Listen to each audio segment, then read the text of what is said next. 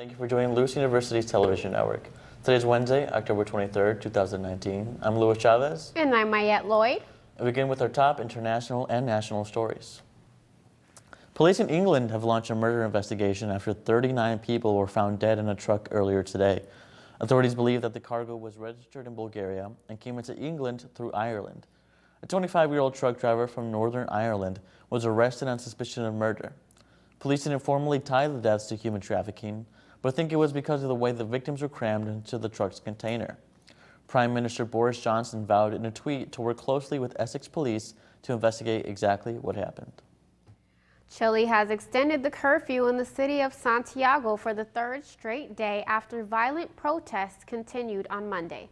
Shops and businesses have been raided and set on fire, along with metro stations being vandalized and closed after widespread demonstrations began over economic inequalities, living costs, and rising debt in the usually stable country. Clashes between protesters and security forces have led to the deaths of 15 people. 8 were killed on Sunday, which has been the deadliest day of demonstrations according to Chilean authorities. Among the dead are at least 3 foreign nationals, including 2 Colombian citizens and an Ecuadorian. Protests began 8 days ago over a proposed price hike for subway tickets in Santiago. Consumers in African countries are paying some of the highest rates in the world for internet access. The Alliance for Affordable Internet assessed 136 low and middle income countries for their annual affordability report.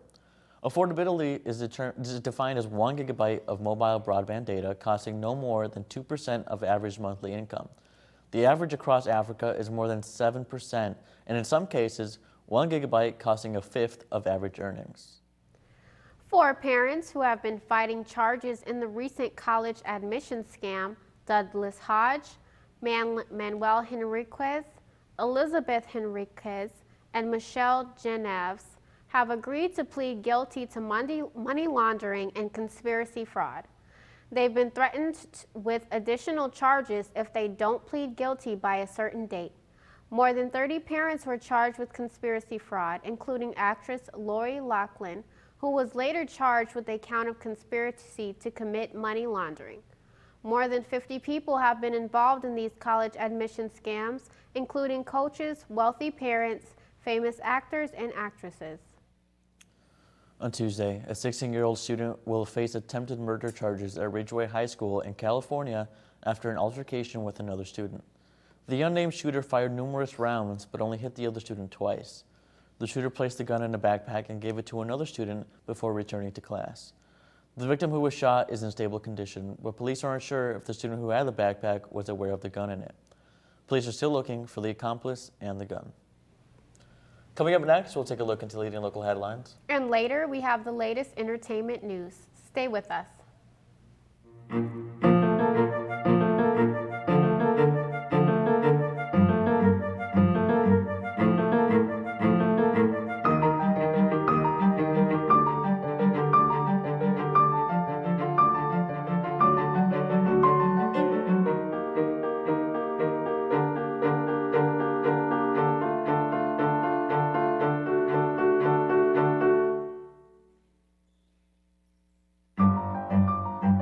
So who's going to do what?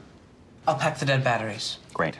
I'll only put what I don't need into a duffel bag. Perfect. That's totally unhelpful. No problem. Meanwhile, I will try to comfort everyone by speaking in a calm voice. And who is going to handle supplies? I can forget to do a list for us. Thanks, pal. We couldn't be any less prepared.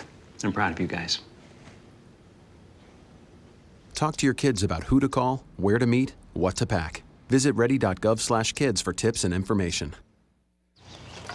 You know what, guys? There's a lot of tree branches and dry brush over here. We should probably move the bonfire over there.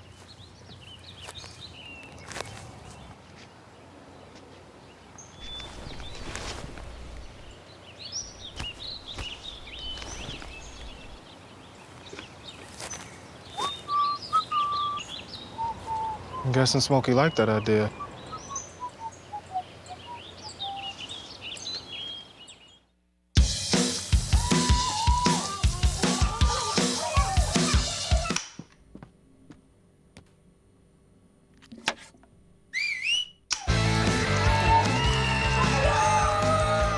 Don't let E. coli mosh with your food. An estimated 3,000 Americans die from a foodborne illness each year. You can't see these microbes, but they might be there. So always separate raw meat from vegetables. Keep your family safe at foodsafety.gov. Nearly 18 million Midwesterners are under a wind warning or advisory, but this intense wind could be causing big issues for Lake Michigan's East Coast. Waves will build throughout this weekend in some locations, reaching 21 feet. This is the second fierce storm this week that Michigan's West Coast is experiencing. These storms are causing lakeshore flooding and erosion of dunes. Another blow was dealt to the Jussie Smollett case Tuesday when a judge denied a motion to dismiss the case against him. The city is looking to recover more than $130,000 in funds that were used in the Smollett investigation. Smollett has continued to maintain his innocence in the case, which will likely go to trial by next year. A stretch of Interstate 94 has been named Trooper Gerald W. Ellis Memorial Highway in memory of Ellis, who on March 30th was killed on Interstate 94 by a vehicle traveling the wrong way. The driver who hit Ellis of the wrong way vehicle was also killed in the fatal accident on March 30th. Ellis was an 11-year veteran of District 15 in Downers Grove, Illinois. Due to his service, a stretch of interstate has been named Trooper Gerald W. Ellis Memorial Highway for his dedication. It became official in a ceremony on Monday morning in Lake Forest. Lewis University was recognized by the Electrochemical Society as a chapter of excellence for the second consecutive year. The Electrochemical Society recognizes up to 3 student chapters, one being named the Outstanding Student Chapter and up to 2 being named Chapters of Excellence. There must be apparent contributions, activities, outreach, and participation that corresponds to the mission of the Electrochemical Society in order to be recognized. One of the chapter's standout events was a Spooky Science Haunted House event held where the chapter was able to showcase the connection between science and the Halloween experience. The student chapter held numerous demonstration shows throughout the academic year at various schools and libraries to benefit the community. The Community Lifeline mini-series presents a trick-or-treat costume contest. The best dressed costumes will receive special surprises. The event will be held on October 24th from 6 to 7:30 p.m. on the second floor of the Student Center. Come to eat, mingle, and donate. When we return, we have your day's top entertainment headlines. And later, we'll take a look at our 5-day forecast. Stay with us.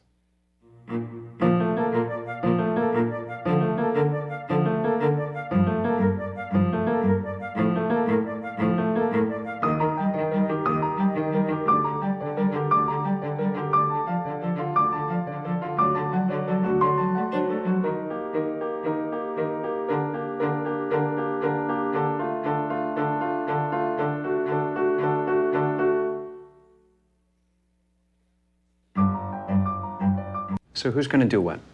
I'll pack the dead batteries. Great. I'll only put what I don't need into a duffel bag. Perfect. That's totally unhelpful. No problem. Meanwhile, I will try to comfort everyone by speaking in a calm voice. And who is going to handle supplies? I can forget to do a list for us. Thanks, pal. We couldn't be any less prepared. I'm proud of you guys. Talk to your kids about who to call, where to meet, what to pack. Visit ready.gov/kids for tips and information. You know what, guys? There's a lot of tree branches and dry brush over here. We should probably move the bonfire over there.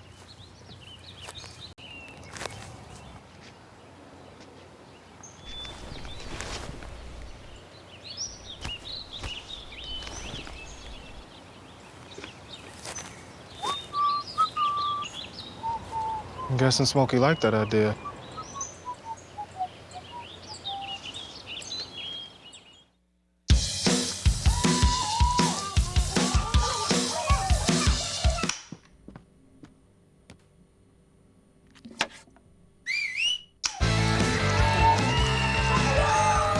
foodsafety.gov. Don't let E. coli mosh with your food. An estimated 3,000 Americans die from a foodborne illness each year. You can't see these microbes, but they might be there. So always separate raw meat from vegetables. Keep your family safe at foodsafety.gov. Disney released their new plans for their own Netflix-like streaming service called Disney+. The growing competition against other networks like Amazon Prime Video, Hulu, and Netflix rises with other major companies like Apple and Disney since announcing their own streaming services. Disney plans to launch this network next month, right before Apple launches their own network. Rumors spread about the new network after Netflix lost the rights to many Disney original movies with no legitimate reasoning behind it. Nicki Minaj announced on Instagram Monday that she is now a married woman. Minaj posted a clip on her official Instagram account showing hats which read bride and groom and Mr. and Mrs. Minaj and Kevin Petty have reportedly been a couple for less than a year, and in June she shared on her Queen radio show that they have a marriage license. Minaj states that I always said that I want to be married if I have children. So just in case I have a child, then I would be married. The biggest news outlets in Australia are uniting in support of press freedom with a campaign including blacked out newspaper front pages and slots on primetime broadcasts. The newspapers and networks are trying to highlight the constraints on media organizations under strict national security legislation. The newspapers call this blackout an unprecedented act of protest against increasing restrictions on the freedom of the press. After the raids on ABC headquarters, Australian police denied waging war on the media. You know, going back to the streaming services, I feel like every network and every company has their own streaming services nowadays, and the prices just keep racking up. Well, yeah, that's what it does seem to look like nowadays. Every network has their own. AT&T has their own that's coming out soon. HBO has their own. All these new networks are just saying, hey, pay me instead of paying these cable subscription companies, which is going to end up most likely costing people more than just buying a cable subscription. It's just the same thing at the end of the day. Basically. Yeah. Well, coming up next, we have your full 5-day forecast, and later we'll have a look at sports. Stay tuned.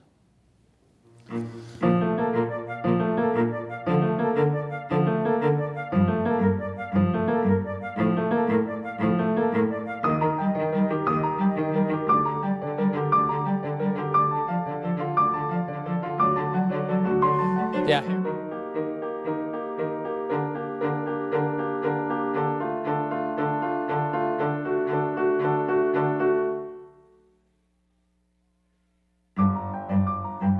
So who's going to do what?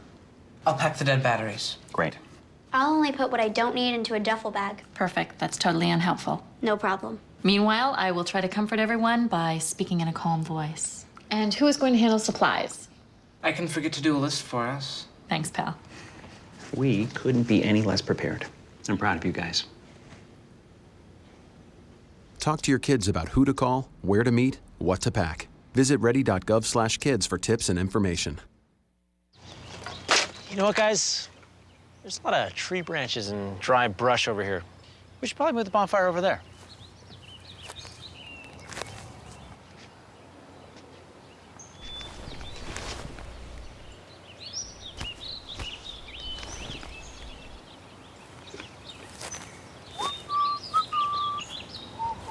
I'm guessing Smokey liked that idea.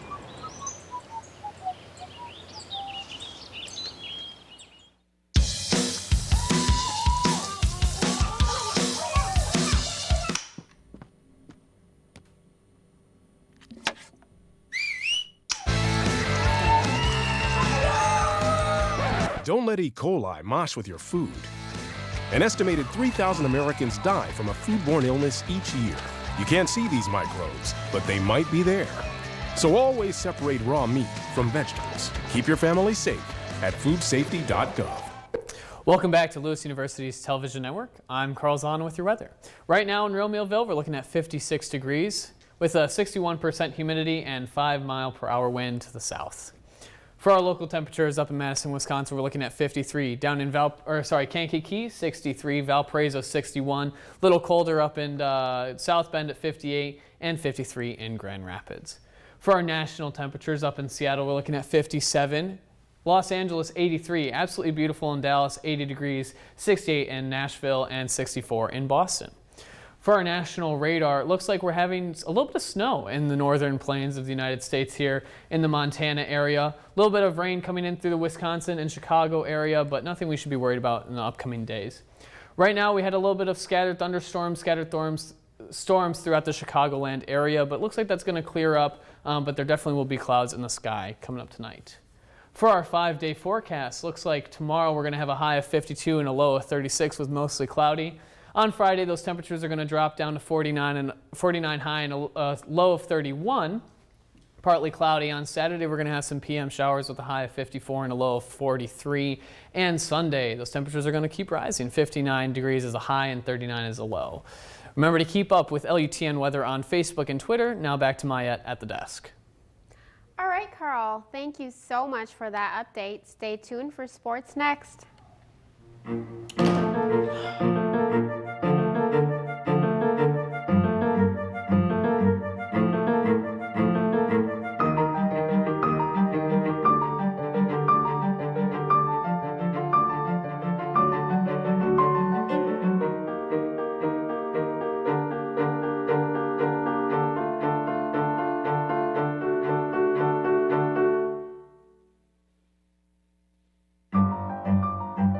So who's going to do what?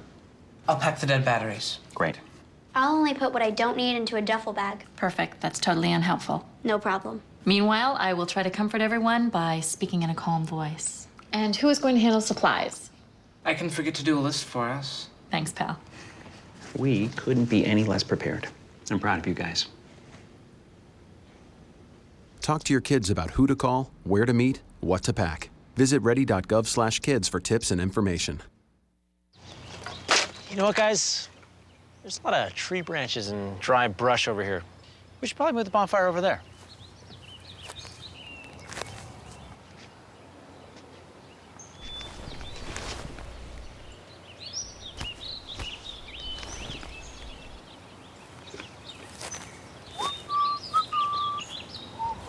I'm guessing Smokey liked that idea.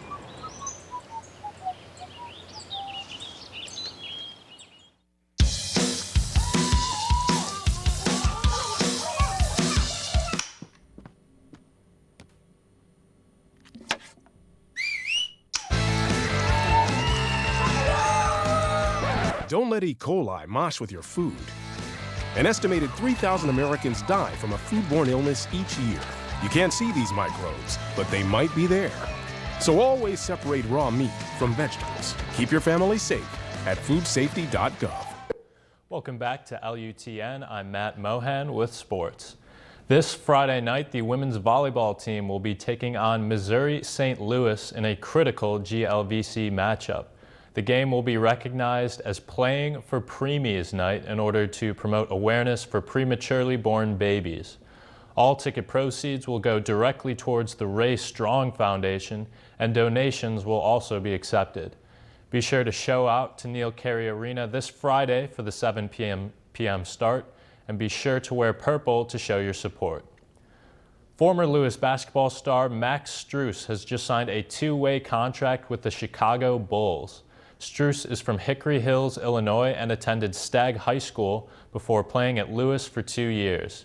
He was cut from the Boston Celtics last week, but thankfully he will get his chance in the NBA as the Bulls swooped in to get him at the last second. He'll travel with the team to Charlotte for the season opener tomorrow, where hopefully he'll get some meaningful minutes. Strus holds the Lewis record for points in a game with 52. The Chicago Bears announced that they will be having a players-only meeting sometime this week. The players are taking it upon themselves to figure out solutions on the heels of the worst loss in the Matt Nagy era. The Bears currently sit at 3-3 after a lifeless loss last week and need to reestablish their mojo ahead of next week's matchup with the LA Chargers. Coach Matt Nagy is still adamant that Mitch Trubisky will remain as the Bears' starting quarterback despite his immense struggles. Now for briefs, the Blackhawks have been off to a slow start in their 2019 campaign and fell behind the 8 ball in their 2-1 shootout loss to the Las Vegas Golden Knights last night.